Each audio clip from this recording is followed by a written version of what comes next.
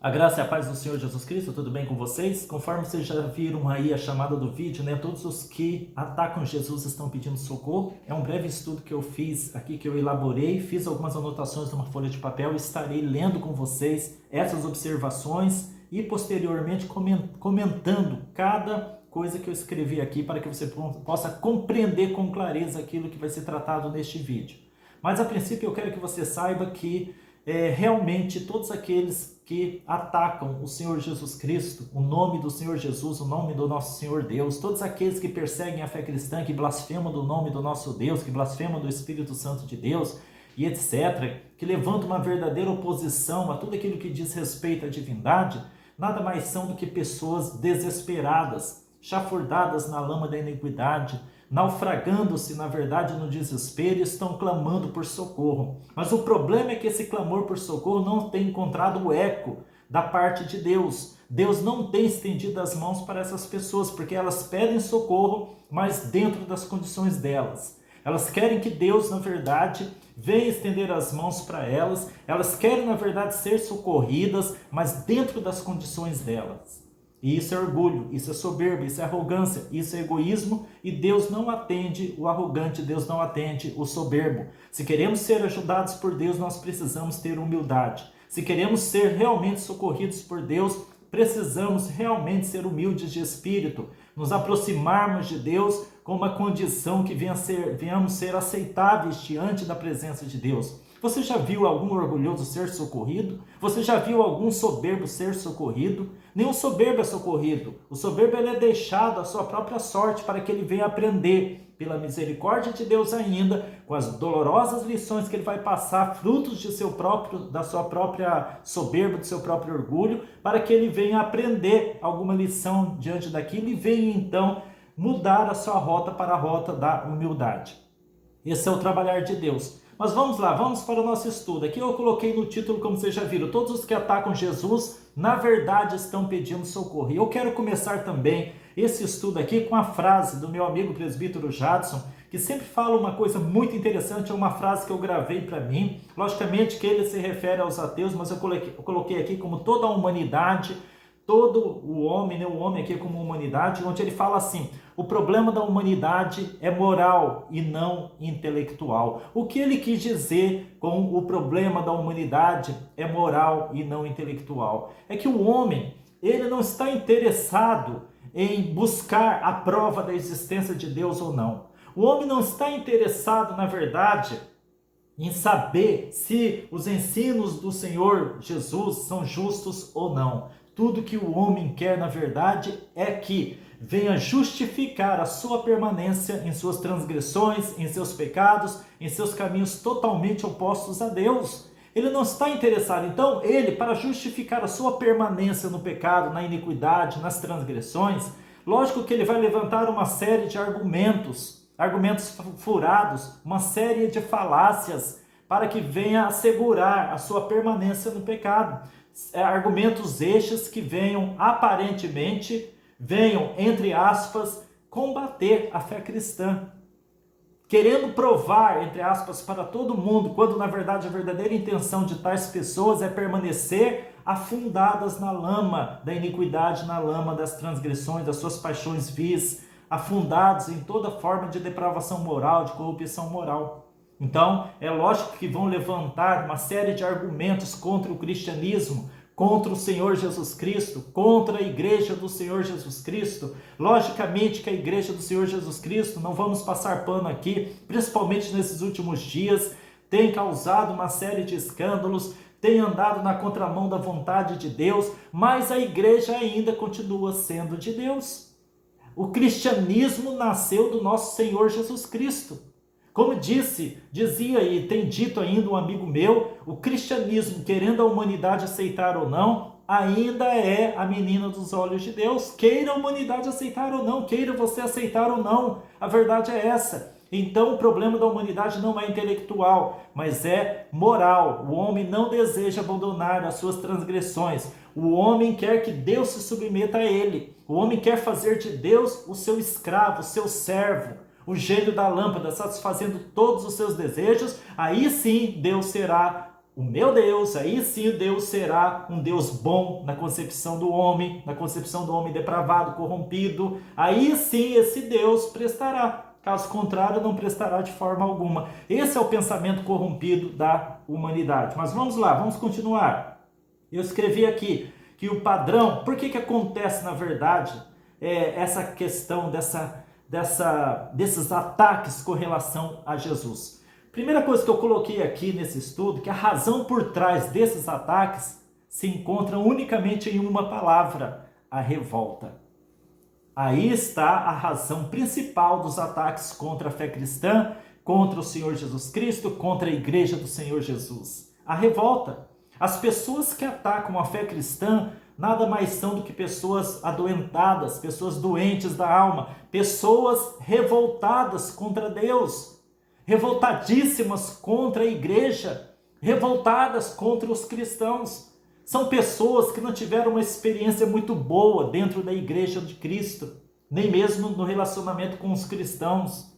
São pessoas que não compreenderam, por não terem nascidas de novo, não compreenderam a essência do Evangelho de Cristo, não compreenderam a espiritualidade da lei de Deus.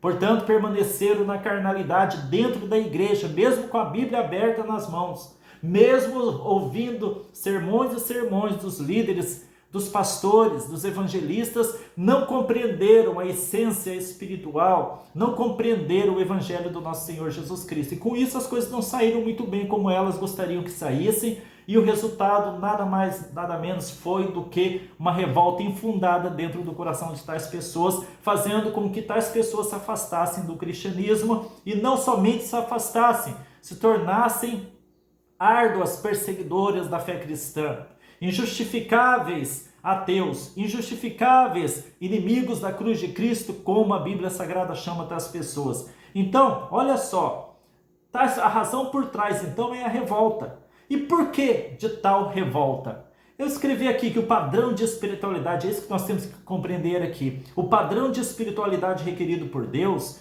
está muito acima da inferioridade moral do homem. Porém, esse padrão de espiritualidade, eu quero que você compreenda que, embora esteja muito acima da inferioridade moral do homem, esse padrão de espiritualidade ele é completamente acessível, porque Deus jamais colocaria algo para o homem do qual ou com o qual ele não pudesse lidar. Deus seria então injusto, mas Deus não é injusto. Se Deus estabeleceu um padrão moral e espiritual para o homem seguir, é porque é perfeitamente possível que o homem venha seguir. Muitos olham para o Senhor Jesus Cristo e falam: é impossível ser como Jesus. Não, é perfeitamente possível sermos como Jesus, mas é uma longa caminhada, é uma longa trajetória. E se nós queremos avançar, se queremos evoluir espiritualmente, se queremos fazer progressos espirituais, morais na nossa vida, nós temos que ter paciência, consistência, muita força de vontade, perseverança para continuarmos seguindo os caminhos do Cristo. É um caminho totalmente acessível, porém um caminho que envolve luta, renúncia e uma vontade perseverante para subir a longa escada do progresso espiritual. E isso poucos conseguem, poucos conseguem não porque seja difícil ou impossível, mas porque não querem. Simplesmente não querem. Por que não querem? Por que será que a maioria não quer? Porque não querem abandonar suas paixões animais, seu egoísmo, seu orgulho. Como eu falei, esse padrão de espiritualidade envolve luta, envolve renúncia, envolve uma vontade férrea, perseverante, obstinada, determinada em alcançar o objetivo. Uma vez que envolve renúncia, renúncia é o quê? Você abandonar aquilo que não serve para a sua caminhada, abandonar aquilo que não vai trazer edificação para você. E nós, seres humanos, somos apegadíssimos àquilo que não traz edificação para nós. Nós gostamos das paixões carnais, gostamos do desenvolvimento do egoísmo, somos egoístas, somos arrogantes, somos soberbos. E, portanto, não queremos abandonar esse tipo de coisa. Mas é necessário, se quisermos fazer progresso espiritual, teremos sim que abandonar todas essas coisas que são verdadeiros malefícios, verdadeiros entraves para o nosso progresso espiritual. Mas as pessoas não querem isso. Por quê? Porque terão de abandonar suas paixões animais, seu orgulho, seu egoísmo, querem a felicidade, mas de mãos dadas com seus pecados de estimação. Essa é a realidade. Querem a felicidade, porque o padrão de espiritualidade requerido por Deus, ele nos conduz invariavelmente à felicidade de espírito. E todos nós queremos ser felizes. Não há ninguém que não queira ser feliz. O ímpio quer ser feliz, o cristão quer ser feliz, o ateu quer ser feliz, o agnóstico quer ser feliz, o nazista quer ser feliz, todo mundo quer ser feliz. Qualquer criminoso quer ser feliz, ao seu modo, mas quer ser feliz. Mas o problema é este: o homem quer ser feliz sem divorciar-se das suas transgressões, sem se apartar dos seus pecados, fazendo a sua própria vontade e não a vontade de Deus, seguindo seus próprios padrões de pensamentos, levantando leis criadas por si mesmos no lugar das leis de Deus. Assim o homem quer a felicidade, quando na verdade vai encontrar somente desgraça, somente infortúnio, somente tribulação e infelicidade. Esse é o problema. Por isso que muitos não querem o padrão espiritual estabelecido por Deus, o que acaba tornando o padrão espiritual do Evangelho, o que acaba se tornando uma verdadeira afronta. Uma verdadeira afronta ao estilo de vida corrompido da humanidade. Por isso, e daí a explicação do cristianismo sofrer tantos ataques por parte dos inimigos da cruz. Porque, na verdade, o Evangelho ofende a sua corrupção moral. O Evangelho ofende o pecador. O Evangelho é uma verdadeira afronta. Pode ver, quando um cristão procura seguir com firmeza o caminho de Cristo, ele e alguma roda de pessoas logo vai ser taxado de fanático. Por quê? Porque a pessoa que quer seguir alguma coisa séria já é visto aquilo ali como um santão. Ah, você quer ser melhor do que eu. Não é assim que as pessoas falam e não é assim que as pessoas pensam? Pois é, porque o estilo de vida cristão ofende a humanidade. Ofende aquele que está no caminho das trevas, no caminho das transgressões. E ainda escrevi aqui: como não é possível o ser humano alcançar a felicidade de mãos dadas com as suas paixões, as suas transgressões, então eles acabam se revoltando contra Deus, acusando-o de não facilitar o caminho. E então partem para todo tipo de blasfêmia, todo tipo de perseguição contra Jesus, todo tipo de ataques contra a igreja, contra os próprios cristãos, quando na verdade tudo isso é um pedido, nada mais é do que um pedido de socorro da parte dessas pessoas. É aqui que você vai compreender o porquê que tais ímpios pedem socorro. Por que é um pedido de socorro? Porque estão se afundando no mar da depravação moral, no vazio existencial, na infelicidade plena, quando na verdade desejariam ser felizes, porém sem abandonar seus pecados.